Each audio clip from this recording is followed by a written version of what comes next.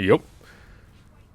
So I had an idea for a build for tanking, energy tanking with a kind of a retrofitting or self-fitting system, and I wanted to see how far it could tank.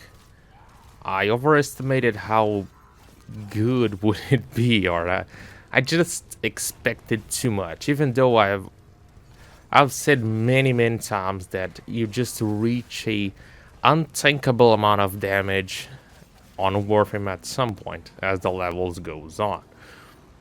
Even have how do enemies level cap enemies deal damage with me as a Rhino taking like 6 million hits on Iron Skin or something like that. So I'm like, I was looking at the Archon shards, and I'm like, I have a lot of blue Talforge shards. I'm like, why don't I try to make in a build so I can energy tank and use either Hunter Adrenaline or Rage to gain energy when I take damage to health. But I'll always have health because I have the blue Talforge shards. And then I'm going to be tanking with my energy, Kind of like that. So I've put 4 Talforge shards, giving me 30 health per second of HP. 30 health per second, yeah, of HP, oh my god. Redundant. And then a valid shard for, the equilibrium stuff. Chose Baruch because it seems to me, just out of the blue, one of the frames with the best damage reduction sources, I'm gonna say, because Baruch, you can get up to 50% with his passive, 40% with Serene Storm, 90% with Desolate Hands, and I've even put it on Eclipse for a further 75% damage reduction. So those are, without even counting the armor and some other, not even counting the armor and adaptation. So yeah, as of my armor, it is around 86% damage reduction. Then we have 50% from the passive, 40% from Serene Storm, 90% from Desolate Hands, 75% from Eclipse, and then 90% of a damage instance of a single damage type per damage instance for adaptation. Because if I'm not wrong, that's how it works. It only reduces one type of damage per damage instance, so it kind of works, And how did it went? It was pretty good actually, until level around the 3.5k, around that. Pretty good. But after that, it was just I couldn't handle a heavy gunner barrage or a heavy gunner mag after that. So for like 35 rounds, it was a piece of cake. After that, it was hell, because as I made this build, which can always be improved, I didn't have any rolling guard nor a way of regaining my shields back, such as augur mods or a brief respite. So it was kind of crazy, but it was a good experiment. Not only this, but to regen my energy, I had Energy Nexus. I had Primary Exhilarate with my Mutual Cernos built for Inherit. I also took the Grimoire with Zada's Invocation for more energy. And thank God I forgot the secondary dexterity here. For the melee, took the Siam because I knew the Siam would be able to kill stuff, and thank God I forgot to make this build even better. And It was actually what allowed me to kill up to level cap with it, because at some point I died and I lose all my crescendo that I had built. So that was hell. Desert Wind. It was this build. Pretty messy. Worm Prime.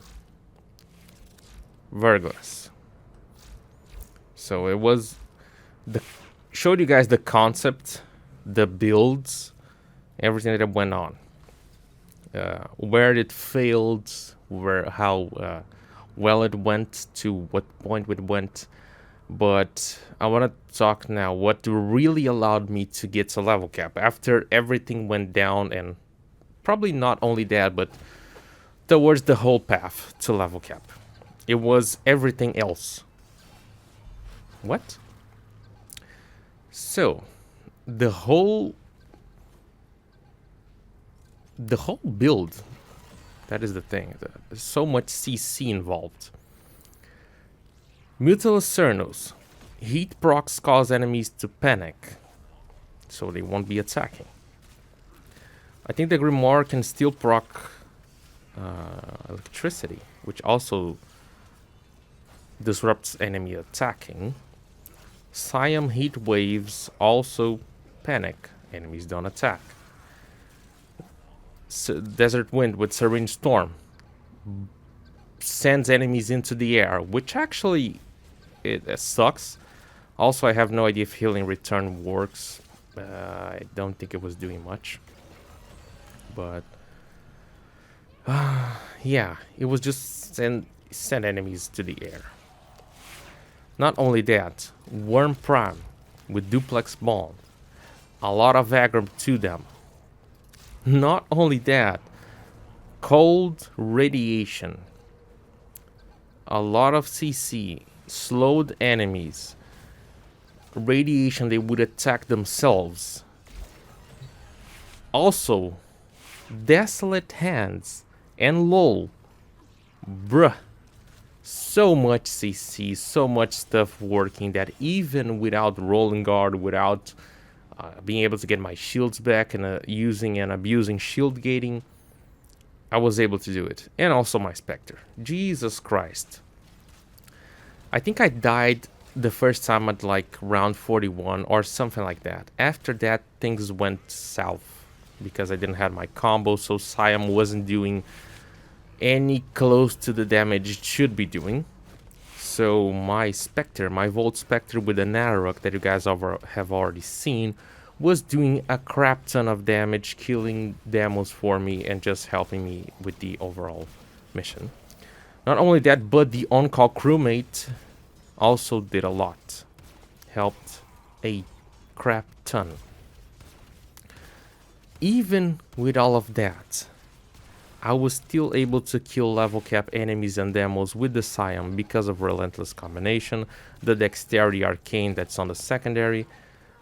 The weapon just has crazy damage, and it's just amazing. And not only with the Siam, I was also able to kill with Desert Wind Prime to kill the level cap demos with it.